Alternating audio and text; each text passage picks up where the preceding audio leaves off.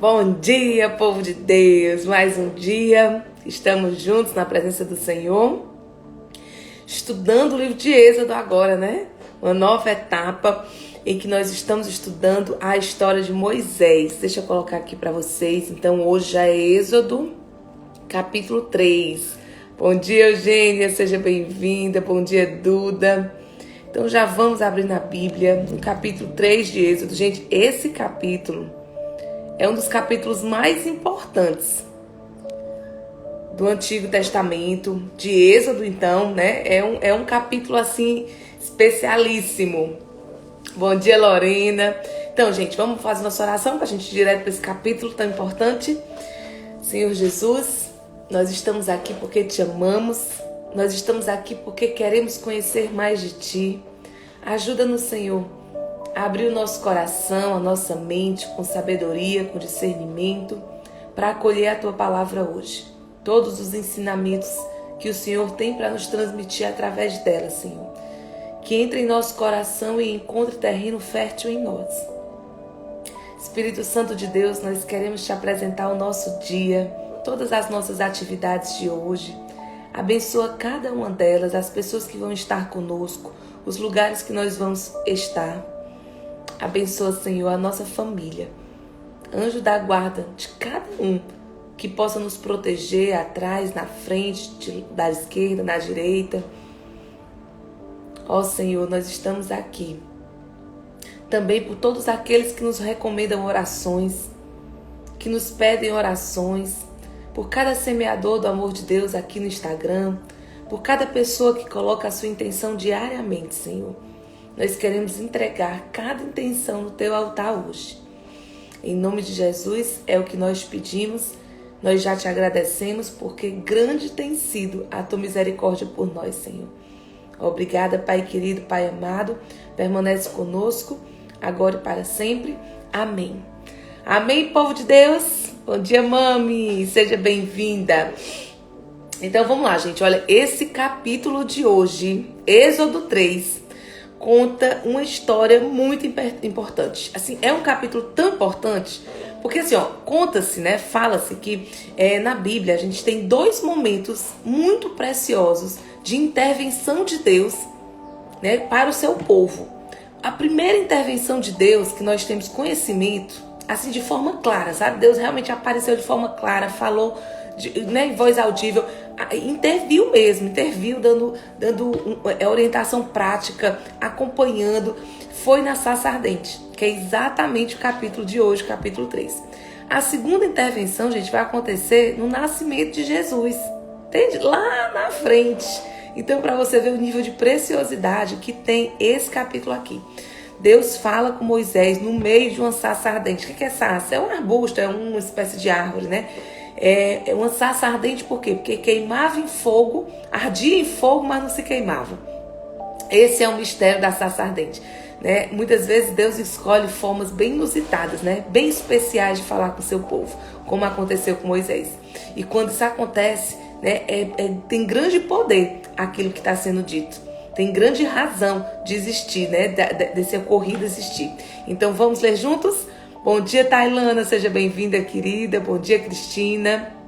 Bom dia, Liara. Coisa boa, gente. Bom dia, Estazinha. Vi agora que você entrou, subiu um pouquinho. Bom dia, Berê. Bom dia, Elane, Giovanni. Coisa boa. Sejam todos bem-vindos. A gente vai começar agora a leitura do capítulo 3, gente, que é muito, muito especial. Olha só.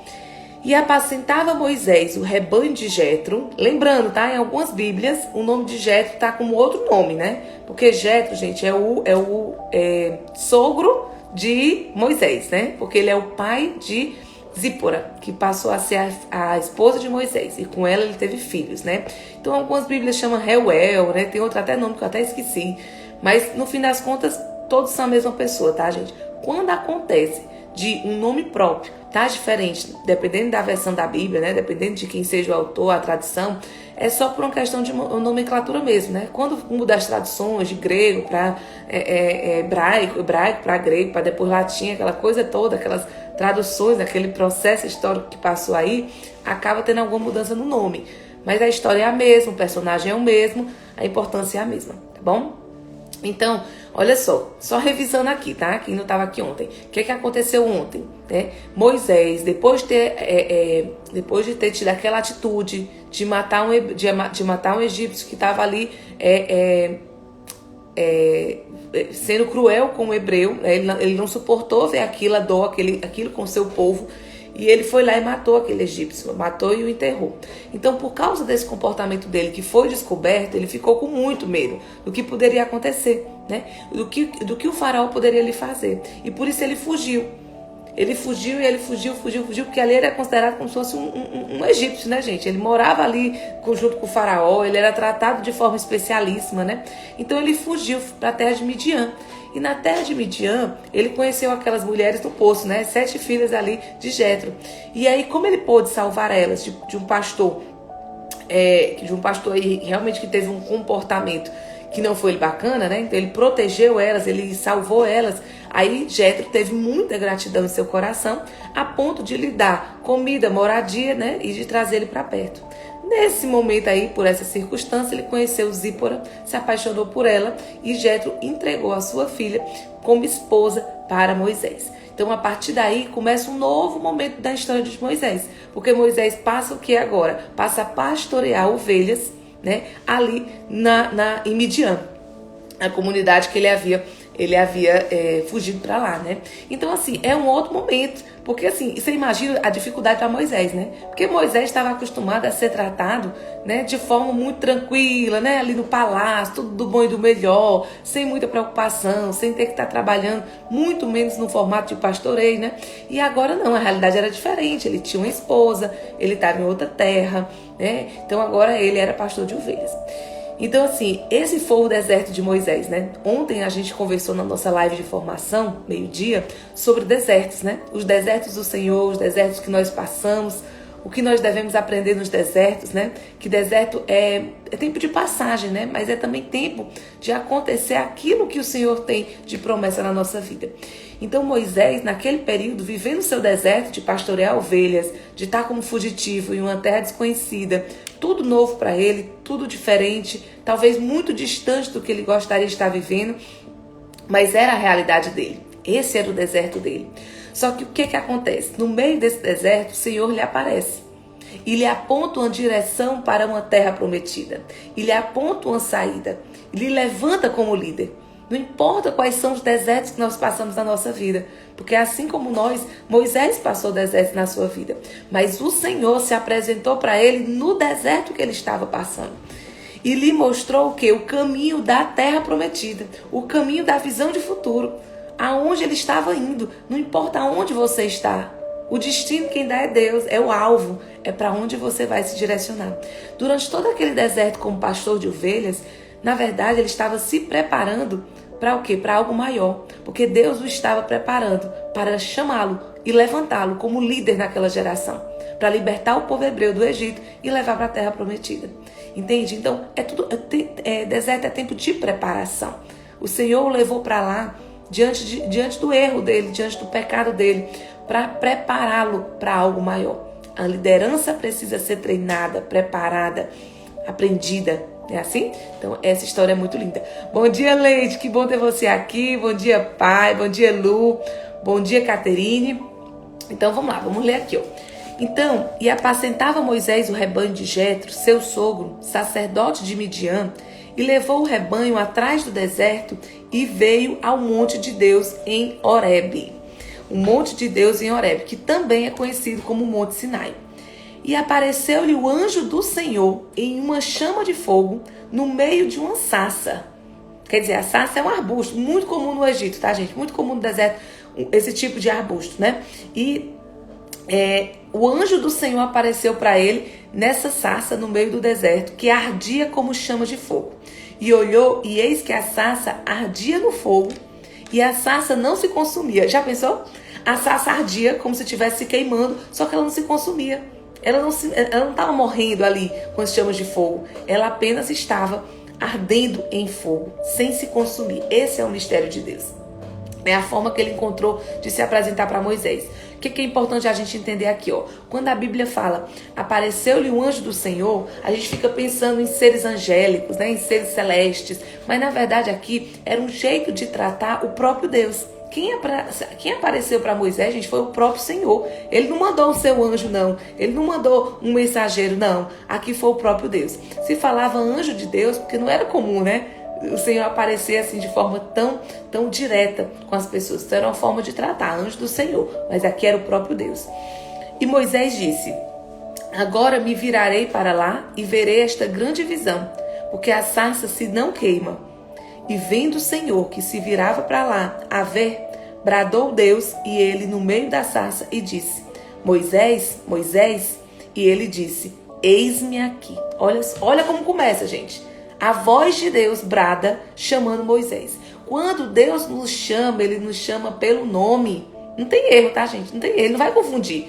Aí eu vou chamar fulano, mas na verdade eu queria chamar fulano. Não. Quando Deus nos chama, ele nos chama pelo nome. Então tenta imaginar essa cena, no deserto. Né? É muito impactante, né? A gente reviveu esse momento de Moisés no nosso piquenique das mulheres líderes, da formação Mulher Líder. E nós tivemos esse momento de sarça ardente, onde Deus chama cada um de nós pelo nome. Né? Aqui ele chama, né? Caterine, né? Ele chama cada um aqui, Luciana, Eduardo, Leide. Né? A cada um o Senhor chama pelo nome. Agora a pergunta é, como você responde? Porque Deus pode estar nesse exato momento te chamando pelo nome. E você não está ouvindo, e você não está dando atenção, e você está envolvido nas coisas do mundo, e você está, assim, ó, envolvido em pensamentos acelerados, preocupações vãs. É tanta coisa que pode nos tirar o foco e nos desviar de ouvir a voz do Senhor audivelmente nos chamando. Mas Moisés não. Moisés estava atento a essa voz. E quando o Senhor diz, Moisés, Moisés, ele disse, eis-me aqui. Vocês lembram de alguma coisa? Se remete ao segundo momento de intervenção de Deus na história, porque o primeiro momento foi esse daqui, quando Deus diz Moisés, Moisés, e ele fala, eis-me aqui. O segundo momento foi quando o anjo Gabriel apareceu para Maria, mãe de Deus, e ele anunciou a vinda do Salvador. E ela disse o que, gente? Eis-me aqui também. Então nós precisamos estar atentos para a voz do Senhor, atentos para a voz do Senhor, para a gente não ser tardio, porque a obediência tardia, gente, não é obediência. A obediência ela tem que ser imediata, ela precisa ser completa, ela precisa ser uma obediência com alegria, assim como foi a obediência de Moisés e assim como foi lá na frente a obediência de Maria. Bom dia, Renatinha, seja bem-vinda. Então, olha só, Moisés imediatamente diz, eis-me aqui, e disse, não te chegues para cá, tire os teus sapatos de teus pés, porque o lugar em que tu estás é terra santa. Olha o que o Senhor diz para Moisés, tira as sandálias dos pés. Tem até música com isso, né, gente? Tira as sandálias dos pés, porque o lugar em que estás é um lugar santo. Várias teorias para entender o porquê disso, tá, gente? Existem teorias que falam que a sandália era feita de couro de animais. E pelo fato de ser feita de couro de animais, por si só a sandália já era um material impuro, porque vinha de animais. Entende? Então, ali, tirar as sandálias dos pés seria um costume muito, assim, um costume dos sacerdotes. De quê? De entrar em conexão com Deus, de entrar no momento de oração, de entrar purificado.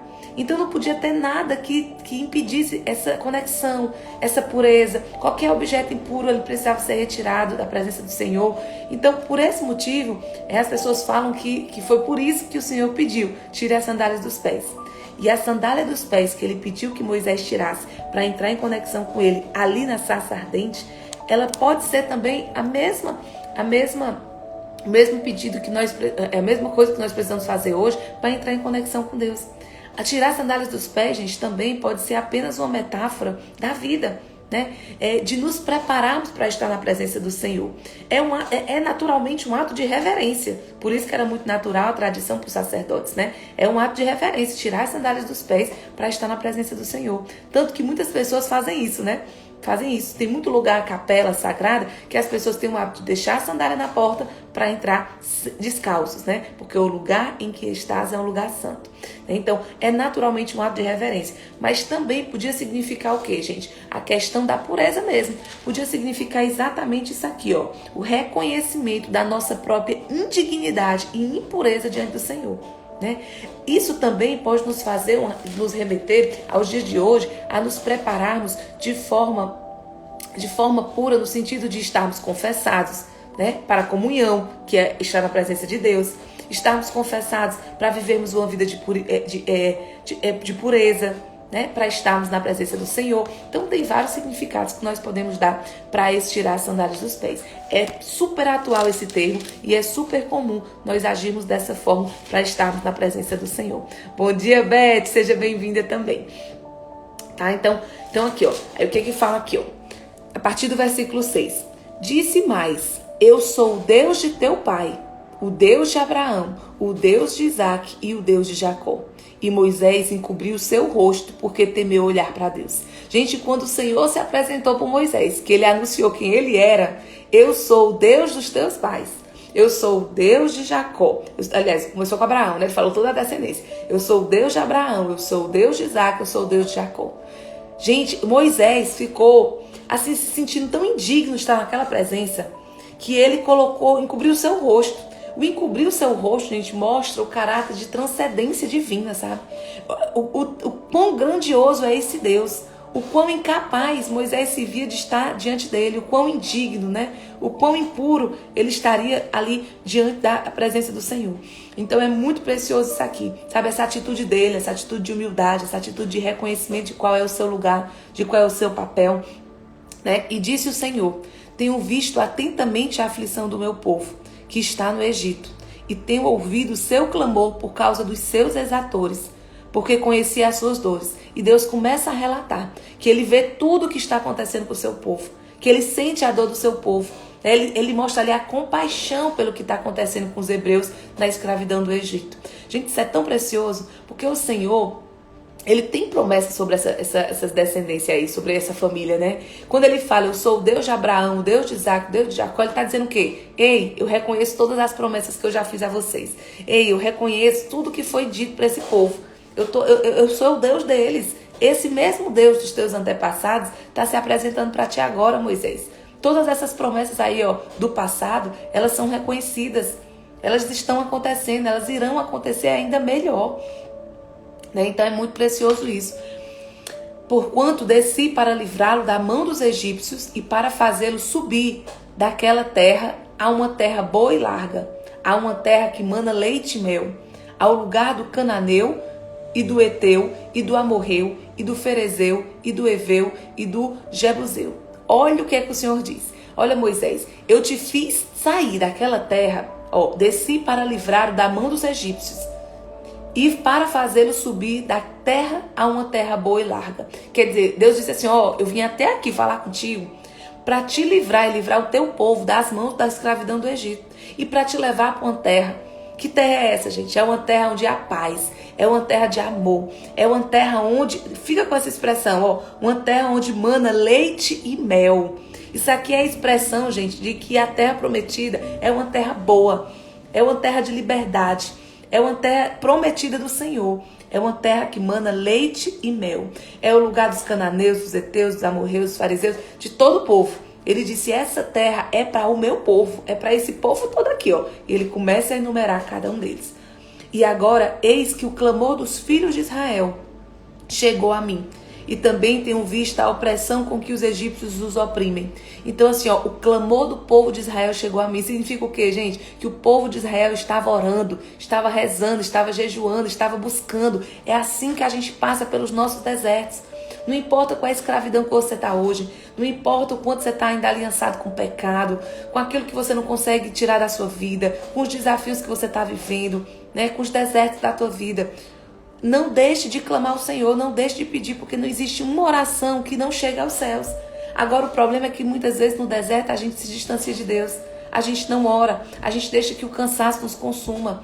Tempo de deserto é tempo de oração, é tempo de jejum, é tempo de súplica, é tempo de joelho no chão, ainda mais do que no tempo de bonança. E aí o povo estava ali orando e o Senhor diz: eu ouvi o clamor dos filhos de Israel. Chegou a mim esse clamor.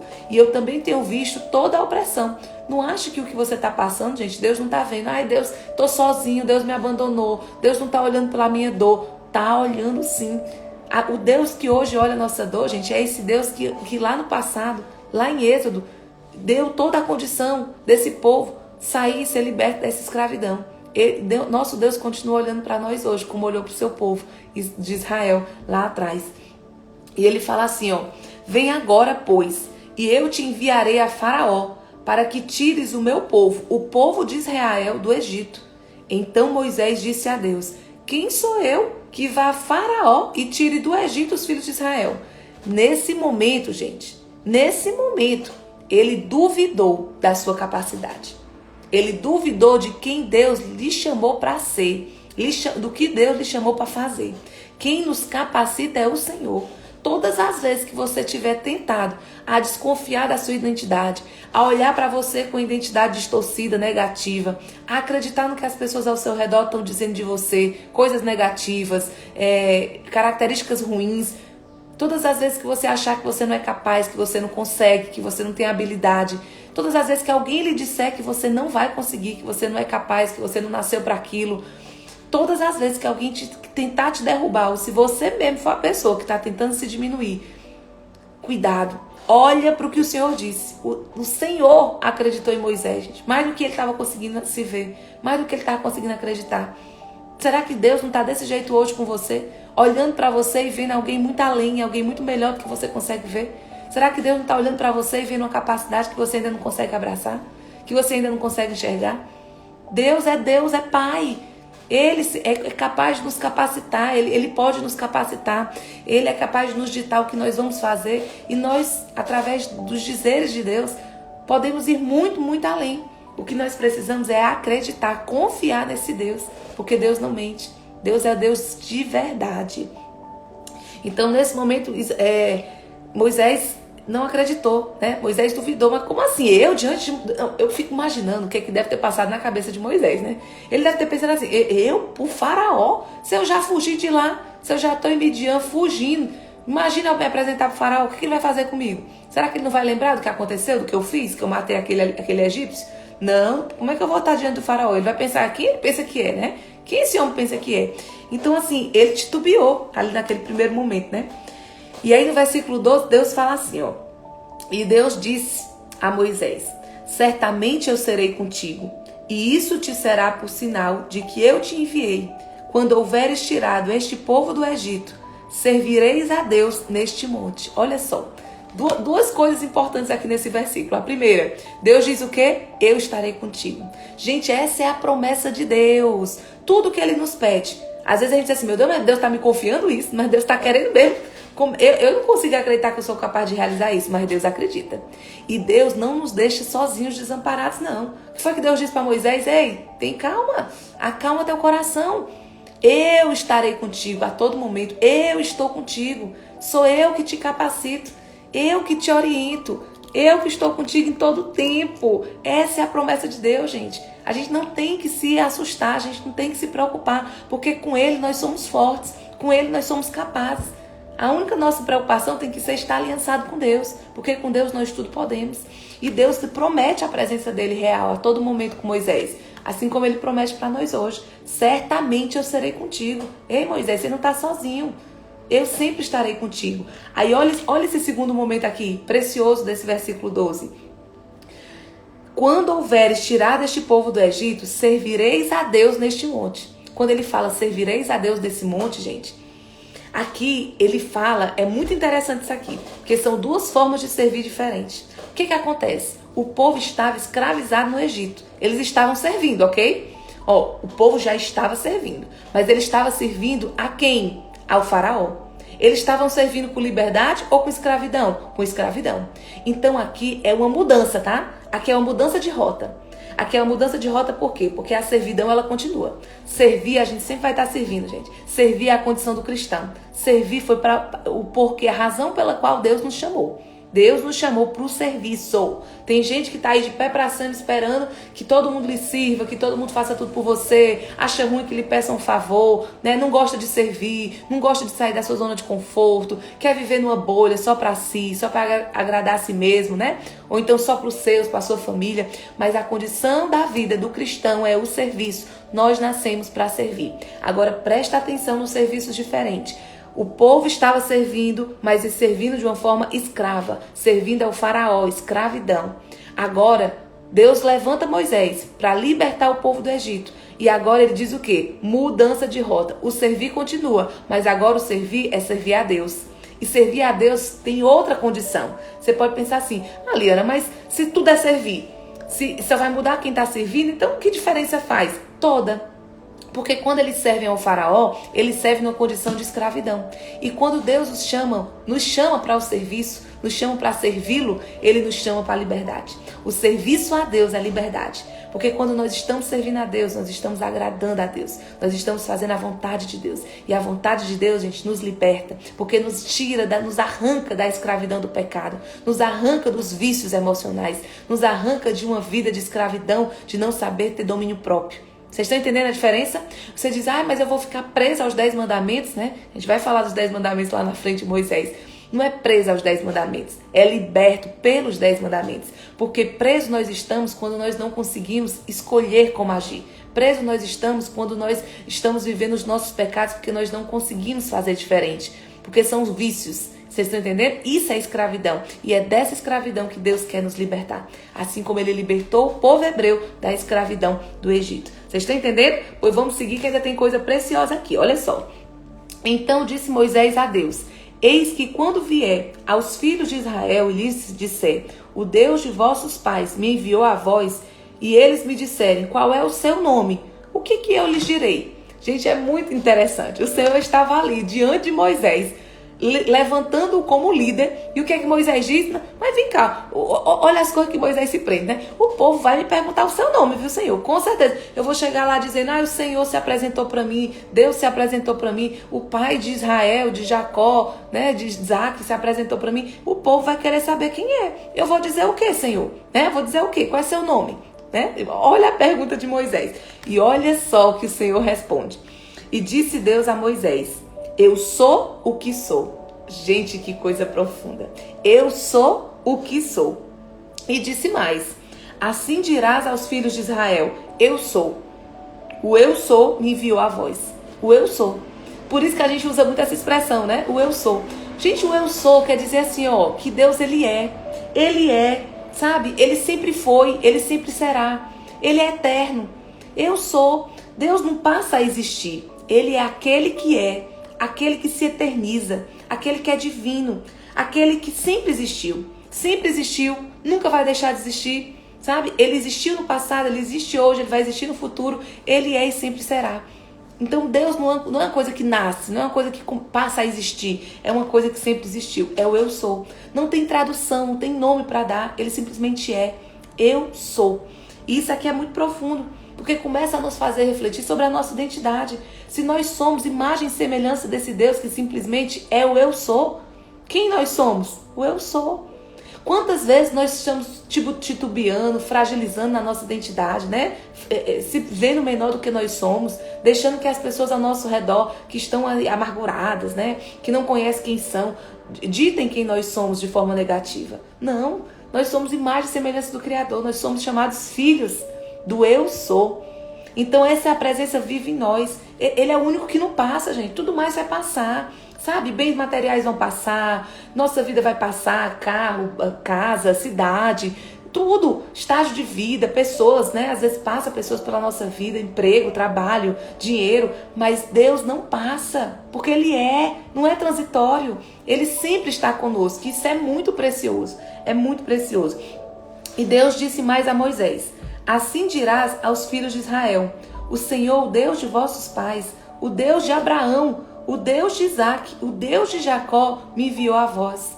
Este é o meu nome eternamente, e este é meu memorial de geração em geração. Gente, é muito interessante que o próprio Deus, Ele se nomeou. Ele se nomeou Deus de Abraão, Deus de Isaac, Deus de Jacó. Ele gosta de ser chamado assim. Até hoje, gente, é muito comum a gente ouvir essas expressões, né? Quando a pessoa vai se remeter a Deus. Tem várias formas da gente falar com Deus, né? Porque assim, até então, biblicamente falando, a gente conheceu outras expressões, né? O Todo-Poderoso, o Maior, né? Assim, várias expressões que determinavam o nome de Deus. Mas é a primeira vez que Deus se dá um nome a si mesmo, né? Que é o eu sou. E é muito precioso isso, porque antes era só outras expressões para denominar o próprio Deus. E aqui ele diz como ele gosta de ser tratado. Deus de Israel, né? Deus de Abraão, Deus de Isaac, Deus de Jacó. Então é muito comum hoje em dia nós nos voltarmos para Deus e dizer: Deus, olha por essa causa, Deus, eu quero te agradecer, Deus de Isaac, Deus de Isaac, não, Deus de Abraão, Deus de Isaac, Deus de Jacó, que é o nosso Deus hoje. Esse é o mesmo Deus que hoje nos fala. Vai e ajunta os anciãos de Israel. Olha o que esse Deus diz. Vai e ajunta os anciãos de Israel e diz-lhes: o Senhor, o Deus de vossos pais, o Deus de Abraão, de Isaac e de Jacó, me apareceu dizendo: certamente vos tenho visitado e visto o que vos é feito no Egito. Portanto eu disse: far-vos-ei subir a aflição do Egito à terra de Cananeu, e do Eteu, e do Amorreu, e do Ferezeu, e do Eveu, e do Jebuseu, e uma terra que mana leite e mel. Mais uma vez, ali o Senhor levantou Moisés para que ele fosse lá para o Egito, juntasse os anciãos, né, o povo ali mais velho, o povo melhor de sabedoria e conhecimento, e afirmasse o que lhe aconteceu. E assim sucedeu. E ouviram a tua voz, e ouvirão, né, na verdade, e ouvirão a tua voz. E irás tu e os anciãos de Israel ao rei do Egito e dir-lhes-ei: o Senhor, o Deus dos hebreus, nos encontrou. Agora, pois, deixa-nos ir caminho de 3 dias para o deserto, para que sacrifiquemos ao Senhor nosso Deus. Olha só, gente. Olha o que o Senhor pede para Moisés. Vai lá, volta para a tua terra, volta para o Egito. Reúne os anciãos hebreus, comunica para eles o que te aconteceu. E Deus afirma, eles te ouvirão a tua voz. Gente, ouvirão não é só escutar, não. Não é só, eles vão lá, vão ouvir atentamente o que você tem a dizer. Não, essa expressão ouvirão tem a ver com obediência. Quando o Senhor diz a Moisés que os anciãos o ouvirão, ele está querendo dizer que eles vão lhe obedecer. Deus queria que os anciãos, todos ali reunidos com Moisés, se juntassem e fossem ter com o faraó. E clamassem diante do faraó que eles permitissem 3 dias no deserto para que eles pudessem ali santificar, adorar o seu Deus, o seu Senhor. Para Moisés isso era um absurdo. Da onde que o faraó ia aceitar um negócio desse, né? Mas é promessa do Senhor, gente. É instrução do Senhor. A gente só tem que confiar e ir, né? E se lançar. Porque o Senhor sabe o que está dizendo. O Senhor vê o futuro. O Senhor sabe lá na frente. E o Senhor não é homem de mentir. E assim aconteceu. Eu sei, porém, que o rei do Egito não vos deixará ir. Olha só. O Senhor afirma, Moisés já devia estar pensando, né? Ih, Senhor, isso aí não vai dar certo. Como é que vai dar certo isso, Senhor? O faraó não vai permitir isso aí, não. Agora, o próprio Deus afirma. Eu sei, porém, que o rei do Egito não vos deixará ir, nem ainda por uma mão forte. Ele diz, olha, eu sei que ali é osso duro de roer, né? Ali vai ser desafiador. Porque eu estenderei a minha mão. Olha o que Deus diz. Eu sei que por boa vontade o rei do Egito não vai deixar vocês partirem. Mas eu vou intervir, tá, Moisés? Fica tranquilo que eu estou contigo. Eu não prometi que estou contigo? Pois estou contigo até o fim. O que o Senhor prometeu aqui, ó? Porque eu estenderei a minha mão e ferirei ao Egito com todas as minhas maravilhas que farei no meio dele. Depois vos deixará ir. Olha só. Sabe o que é isso aqui, gente? As 10 pragas do Egito. Vocês lembram disso? Então, quando o Senhor diz, ó, eu ferirei o Egito e após isso o rei deixará vocês partirem, é porque o Senhor já estava aí, ó, planejando o que faria. Isso aqui tem a ver com as pragas que o Senhor derramou sobre o Egito, que foi realmente a partir dela, foi uma coisa assim, um destroço, né, na história, e a partir dela, sim, foi que o povo começou a sair do Egito e realmente a fazer o êxodo, né, o que dá o nome a esse livro.